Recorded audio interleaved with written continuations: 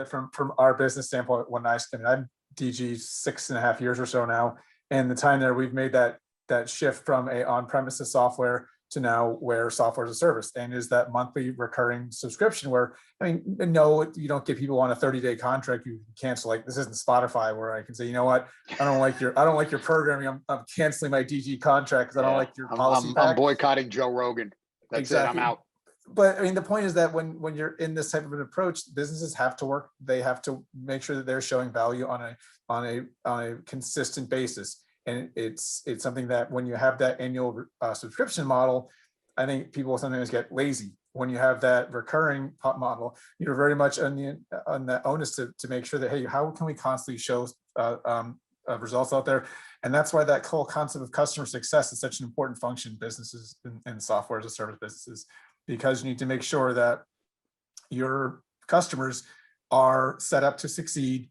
And one of the things I hate hearing is someone say, "I didn't know you guys could do that."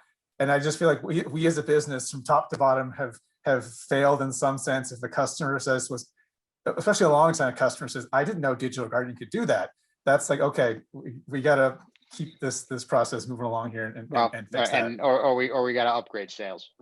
Yeah.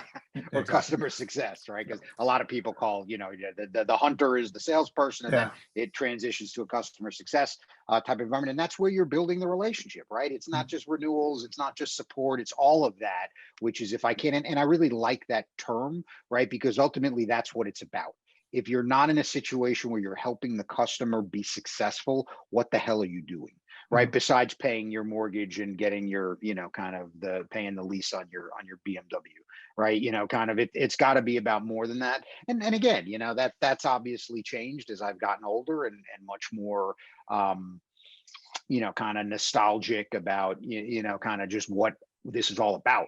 Right. And again, having been in this for, well over 30 years at this point, it is about the relationships, right? It's about the people. It's about, having fun, winning, right? We all love to win, but ultimately it really is about those relationships that you build with people. And in this kind of environment where we are so codependent on each other, that becomes so much more important. I mean, so much more important. And we talked about some of when the relationships are going well, when you have successes out there, that all isn't always the case there. And before I got into marketing, I spent a good chunk of my career in sales, and a couple of my favorite sales stories are customers. I had one guy who I was new to the territory, just doing the phone calls in there. I called him up, left a message. He called me back to yell at me to say, "Don't ever call him again. He had a bad experience with the company."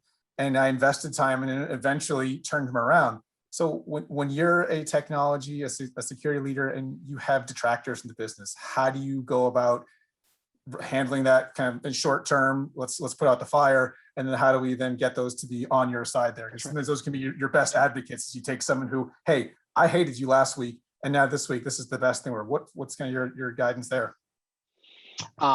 Brutal honesty.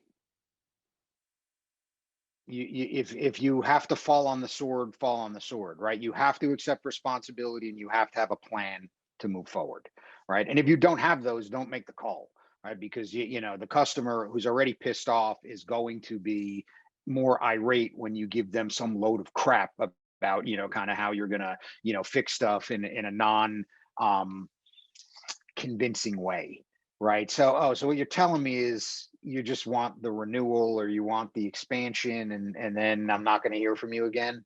I would have some choice words, but again, this is a family recording. So typically the other end of that phone is unpleasant at that point. So you've got to come clean, right? You know what? We did not meet our expectations and really what it is that we should be doing for you in these following ways. Here's what we're doing to fix them. Here's how we're going to track progress. And we're setting up another call right now to check in so I can make sure that you understand that we are fixing this. And God help you if you don't, right? If you fall short again, just send them a nice little card and say, "It's been great doing business with you. I'll call you from my next vendor because this one's going down." Thanks for watching. Join us next time when Mike discusses migrating your security stack.